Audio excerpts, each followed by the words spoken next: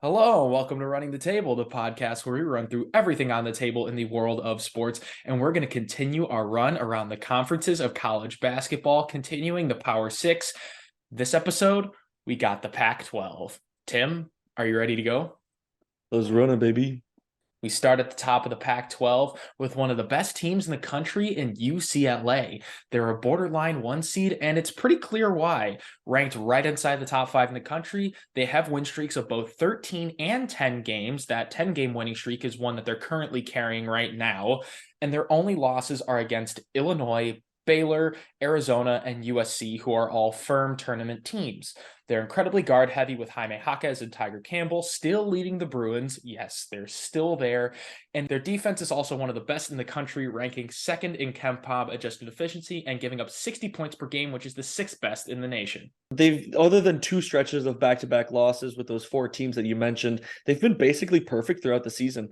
And they're led by those familiar names that you mentioned, Jaime Jaquez and Tiger Campbell. It has felt kind of like they've been around for forever, but they were, young bloods when that first UCLA team made that run. And they have put themselves in a great position to make a deep run in not only this Pac-12 tournament, but in the NCAA tournament because of their absolutely fantastic defense. Jaime Jaquez has turned himself into be one hell of a scorer, averaging 17 and a half points per game. Realistically, their only real liabilities in my mind are from the free throw line, where they've got a couple of guys that are not fantastic. The one thing that's very odd for me is they just have no use for big men whatsoever. They've got like a couple of them and they just don't use them. But I guess when your guards are that good, you just don't really need to. But the one question that I have is, will a team that has a dominant big man potentially be able to expose them, given the fact that they don't really use a smaller big man on offense to try to drag away some of those bigger guys?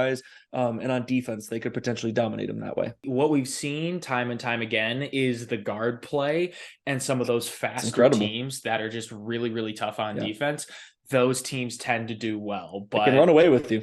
absolutely. And you mentioned the free throws. You hammer when teams are good at the free throw line and when teams are bad at the Yeah. free throw line. So crucial UCLA's, in these tournament games. yeah, and UCLA is strangely on one side of that spectrum.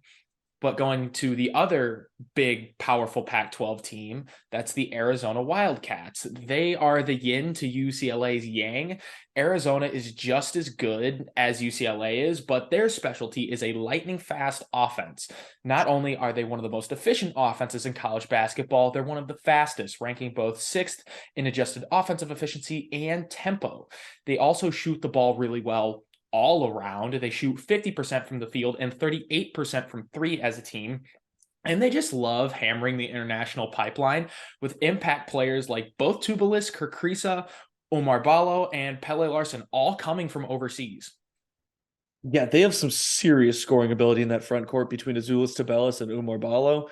And even past those guys, they can score. They average 83.1 points per game as a team. They faltered a little bit as of lately, and I think that more falls on their defense. But they've got some serious scoring ability. Like you mentioned, the fact that they can shoot the ball. Guys like Kirk Risa, they surround those interior big men with guys can shoot, and that is a recipe for a very efficient, very good offense. And we've seen that throughout the year for them.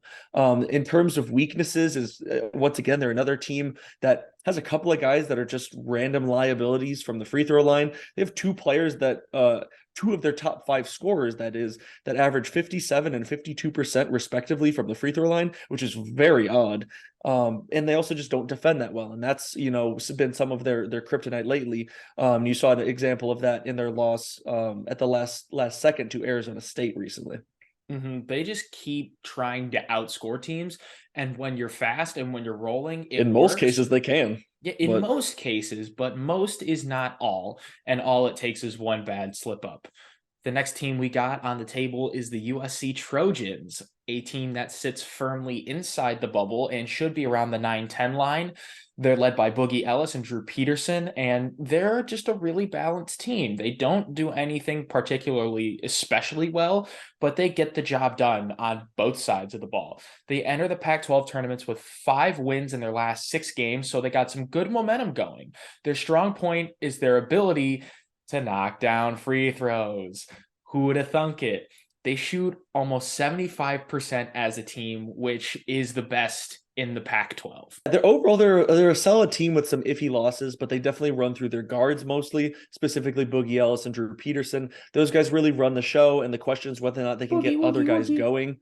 Hey, Boogie can boogie out there. He's averaging just over 18 points per game. You got Drew Peterson at just over 14. So those guys are really going to be their main scorers.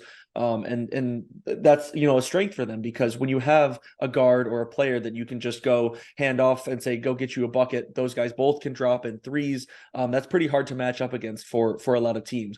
In terms of some of their weaknesses, they do turn the ball over a lot. And because of the fact that they've got those good guards, they really do live and die by those two guys a lot.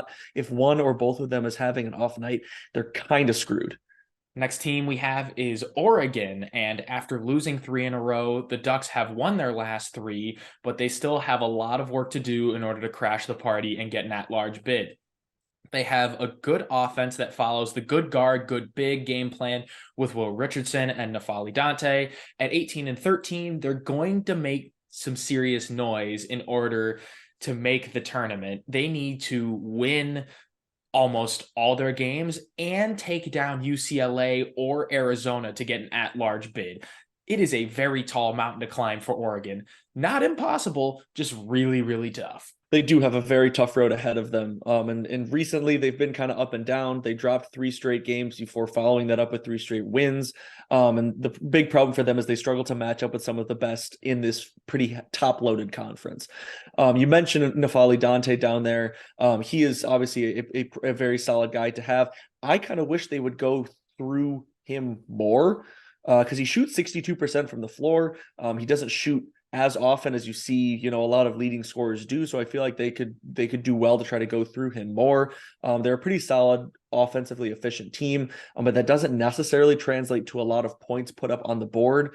And a pretty big reason of that is because they turn over the ball a lot, and they're not great defensively, so they don't really help their offense out a whole lot in that manner. But yeah, they've got a lot of work to do, like you said, if they want to try to get an at-large bid. But there's no saying that they can't, because they're definitely a team that can get hot if they catch the right fire with the right guys. But it's not going to be easy. Aren't we just broken records at this point? Free throws and turnovers, free throws and turnovers. But the importance of that come this time of year cannot be Take stated a look at enough. all of the surprise upsets, all the big close games from a lot of these past tournaments. There's a reason that they're called the fundamentals, and it's because they are that important game in and game out. So Arizona State is another team that's right on the bubble, but except rather than being on like one side of it, they've been playing a really bad and stressful game of jump rope with that bubble line. Losing their last 2 games against USC and UCLA doesn't really help matters either. So they will also need a good Pac-12 tournament.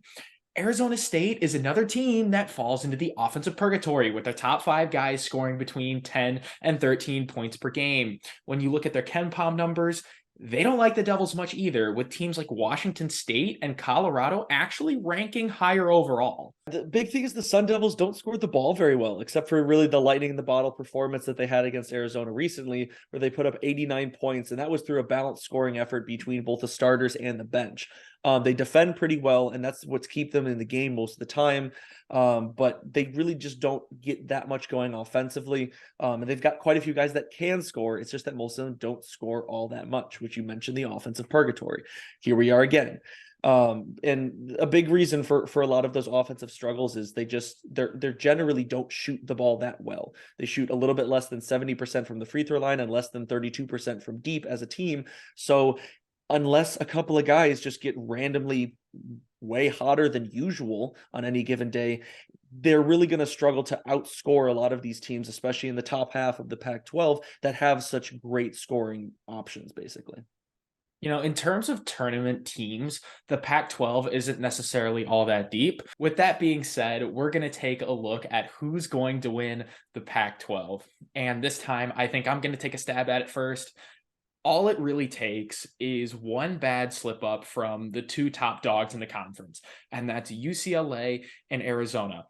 If one of those 2 teams is knocked out, that's all the other team needs in order to just swoop in and take the conference.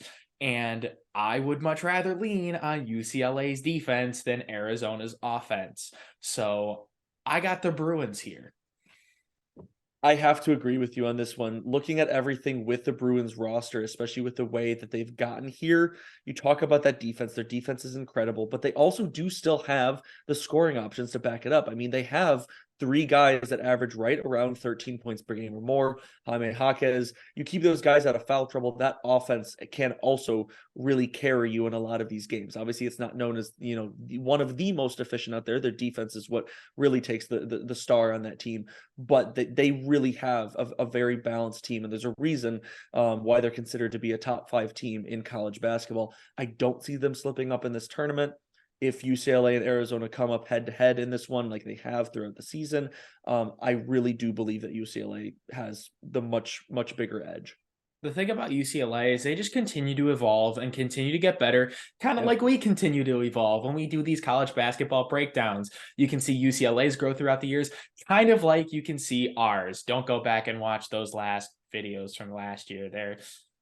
Or do. Or do. We don't care. But that's all we got for this Pac-12 breakdown. We ran through a bunch of other conferences. If you haven't checked those out, go watch those and then come back here. And we're going to be running through the SEC and the Big Ten just in time for those conference tournaments and Selection Sunday. Oh, we're getting close. Can you feel the energy in the air?